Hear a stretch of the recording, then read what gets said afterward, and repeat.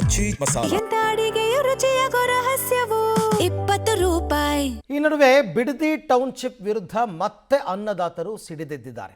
ಹಾಗೆ ನೋಡೋಕ್ಕೋದ್ರೆ ಕೋರ್ಟ್ನಲ್ಲಿ ಒಂದು ಹಂತದ ಜಯ ಸಿಕ್ಕಿದೆ ಅವರಿಗೆ, ಆದರೂ ಕೂಡ ಇವತ್ತು ಹೋರಾಟ ಜೋರಾಗಿದೆ.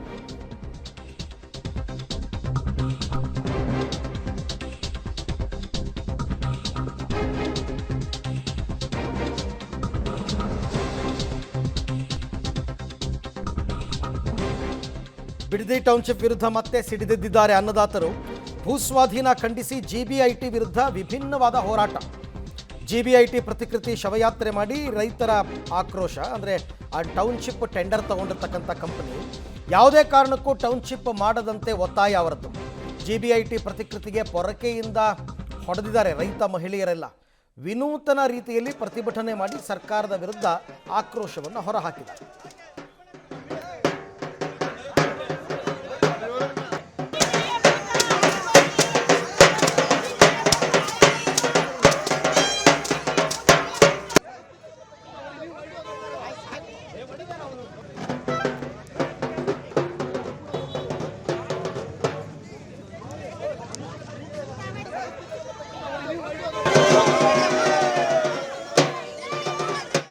ಈ ಬಗ್ಗೆ ಮತ್ತಷ್ಟು ಮಾಹಿತಿ ನನ್ನ ಕೊಲೀಗ್ ವಿನಯ್ ಅವರಿಂದ ಪಡ್ಕೊಳ್ಳೋಣ. ವಿನಯ್, ಈಗ ಅನ್ನದಾತರು ಹೋರಾಟ ಮಾಡ್ತೀವಿ ಅಂತಂದರೆ ಸರ್ಕಾರದ ವಿರುದ್ಧ ಹೋರಾಡಬೇಕು, ಮುಖ್ಯಮಂತ್ರಿಗಳ ವಿರುದ್ಧ ಹೋರಾಡಬೇಕು. ಈಗ ಈ ಜಿಬಿಐಟಿ ವಿರುದ್ಧ ಆಕ್ರೋಶ ಯಾಕೆ, ಏನು ಹೇಳ್ತಾರೆ ಪ್ರತಿಭಟನಾಕಾರರು? ಖಂಡಿತ ಅರವಿಂದ್, ಸಾಕಷ್ಟು ದಿನಗಳಿಂದ ರೈತರ ಹೋರಾಟ ತೀವ್ರಗೊಂಡಿದೆ. ಬಿಡದಿ ಟೌನ್ಶಿಪ್ ನಮಗೆ ಬೇಡವೇ ಬೇಡ ಅನ್ನೋ ಒಂದು ಉದ್ದೇಶವನ್ನು ಇಟ್ಕೊಂಡು ಕಳೆದ 512 ದಿನಕ್ಕೂ ಅಧಿಕ ದಿನಗಳಿಂದ ಕೂಡ ಹೋರಾಟವನ್ನು ಮುಂದುವರಿಸಿರುವಂಥದ್ದು. ಇವತ್ತು ಕೂಡ ರೈತರು ತಮ್ಮ ಪ್ರತಿಭಟನೆಯನ್ನು ಮುಂದುವರಿಸಿ ಸರ್ಕಾರದ ವಿರುದ್ಧ ಹಾಗೂ ಈ ಒಂದು ಯೋಜನೆಯನ್ನು ಮಾಡ್ತಿರುವಂಥ GBDA ಹಾಗೂ ಆ ಯೋಜನೆಯ ಒಂದು ನಿರ್ಮಾಣ ಹಂತವನ್ನು ತೆಗೆದುಕೊಂಡಿರುವಂಥ GBIT, ಈ ಮೂವರ ವಿರುದ್ಧವೂ ಕೂಡ ಪ್ರತಿಭಟನೆಯನ್ನು ಮಾಡಿರುವಂಥದ್ದು. ಒಂದು ರೀತಿ GBDA ಹಾಗೂ GBITಯ ಒಂದು ಅಣಕು ಶವಯಾತ್ರೆಯನ್ನು ಮಾಡಿ ನಮ್ಮ ಪಾಲಿಗೆ ಅವುಗಳೆಲ್ಲವೂ ಕೂಡ ಸತ್ತೋಗಿವೆ ಅನ್ನೋ ಒಂದು ಸಂದೇಶವನ್ನು ರೈತರು ರವಾನೆ ಮಾಡಿರುವಂಥದ್ದು. ಯಾಕಂದರೆ ಸರ್ಕಾರ 2 ತಿಂಗಳು ಬ್ರೇಕ್ ಕೊಟ್ಟು ಇದ್ರ ಬಗ್ಗೆ ಸಮಿತಿ ರಚನೆ ಮಾಡ್ತೀವಿ ಅಂತ ಹೇಳಿದ್ರು ಕೂಡ ಈವರೆಗೂ ಸಮಿತಿಯನ್ನು ರಚನೆ ಮಾಡಿಲ್ಲ. ಅದರ ಜೊತೆಗೂ ಕೂಡ ಈಗಾಗಲೇ ಒಂದಷ್ಟು ಚೆಕ್ ವಿತರಣಾ ಕೆಲಸಗಳಾಗಿರ್ಬೋದು ಅಥವಾ ಬೇರೆ ಬೇರೆ ರೈತರಿಗೆ ನೋಟಿಸ್ ಕೊಡುವಂಥ ಕೆಲಸವನ್ನು ಕೂಡ GBDA ಮಾಡ್ತಾ ಬರ್ತಾ ಇದೆ. ಇದರ ವಿರುದ್ಧ ಇವತ್ತು ಕೂಡ ರೈತರು ಆಕ್ರೋಶವನ್ನು ವ್ಯಕ್ತಪಡಿಸ್ತಾ ಇರುವಂಥದ್ದು.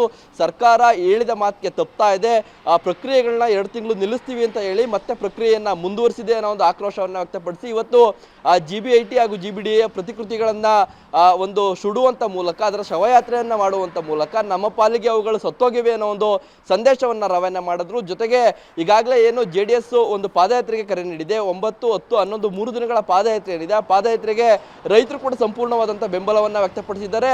ಈ ಒಂದು ಹೋರಾಟದಲ್ಲಿ ನಾವು ಕೂಡ ಭಾಗಿಯಾಗ್ತೀವಿ, ನಮ್ಮ ಪರವಾಗಿ JDS ಒಂದು ಪಾದಯಾತ್ರೆಯನ್ನು ಮಾಡ್ತಿದ್ದೆ, ವಿಪಕ್ಷವಾಗಿ ಅದರ ಕೆಲಸವನ್ನು ಅದು ಮಾಡ್ತಿದ್ದೆ, ಹಾಗಾಗಿ ನಾವು ಕೂಡ ಅದಕ್ಕೆ ಬೆಂಬಲವನ್ನು ವ್ಯಕ್ತಪಡಿಸಿ ಬೆಂಗಳೂರಿನವರೆಗೂ ಕೂಡ ಪಾದಯಾತ್ರೆಯನ್ನು ಮಾಡ್ತೇವೆ ಅನ್ನೋ ಒಂದು ಎಚ್ಚರಿಕೆಯನ್ನು ಸರ್ಕಾರಕ್ಕೆ ರವಾನೆ ಮಾಡಿರುವಂಥದ್ದು. Arvind, right, thank you Vinay, ತಮ್ಮೆಲ್ಲ ಮಾಹಿತಿಗಾಗಿ ಧನ್ಯವಾದ. GBDA ಅಂದರೆ ಗ್ರೇಟರ್ ಬೆಂಗಳೂರು ಡೆವಲಪ್ಮೆಂಟ್ ಅಥಾರಿಟಿ ಮತ್ತು GBIT ಟೆಂಡರ್ ತಗೊಂಡಿರ್ತಕ್ಕಂಥ ಕಂಪನಿ ವಿರುದ್ಧ ಇವತ್ತು ಬಿಡದಿಯಲ್ಲಿ ರೈತರು ಆಕ್ರೋಶವನ್ನು ಹೊರಹಾಕಿದ್ದಾರೆ ಪ್ರತಿಕೃತಿ ದಹಿಸುವ ಮೂಲಕ.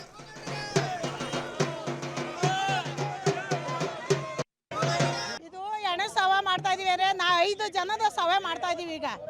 ಈಗ ನಮಗೆ ಸರ್ಕಾರ ನಮಗೆ ಬಡ ರೈತರನ್ನ ಇಷ್ಟು ದಿನ ಕಾಯಿಸಿ ನಮ್ಮ ಹೊಟ್ಟೆ ಮೇಲೆ ತಣ್ಣೀರು ಬಟ್ಟೆ ಹಾಕ್ತಾವ್ರೆ. ನಾವು ಅತ್ಯಾವ ಸಭೆ ಮಾಡಿ ಒಂದು ಬೆಂಕಿ ಇಕ್ತಾ ಇದೀವಿ. ನಮಗೆ ರೈತರುಗಳು ಬೆಂಬಲ ಕೊಟ್ಟವ್ರೆ, ನಮ್ಗೆ ಯಾರು ಸರ್ಕಾರದಿಂದ ಬೆಂಬಲ ಕೊಟ್ಟಿಲ್ಲ. ರೈತರುಗಳು ಸಹಕಾರದಿಂದ ಮಾಡ್ತಾ ಇದೀವಿ ಅಷ್ಟೇ. ಸ್ವತ್ತಾಗಿದೆ, ಸರ್ಕಾರ ಸ್ವತ್ತಾಗಿದೆ ನಮ್ಮ ಪಾಲ್ಗೆ. ನಾವು ಅವತ್ತಿಂದ 1.5 ವರ್ಷದಿಂದ ಕೂತ್ಕೊಂಡು ಏನು ಆಯ್ಕೆ ಮಾಡಲಿಲ್ಲ.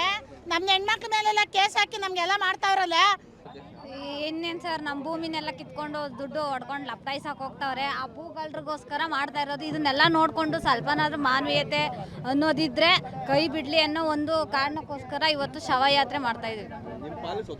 ಅಯ್ಯ, ಯಾವತ್ತ ಸತ್ತೋಗವ್ರೆ, ಆದರೂ ಎಲ್ಲರೂ ಹೇಳ್ತಾ ಇರಲಿಲ್ಲ. ನಾವು ಈ ರೀತಿ ತೋರಿಸ್ತಾ ಇದೀವಿ ಅವ್ರನ್ನ ಸತ್ತೋಗಿದ್ದೀರಿ ಅಂತ.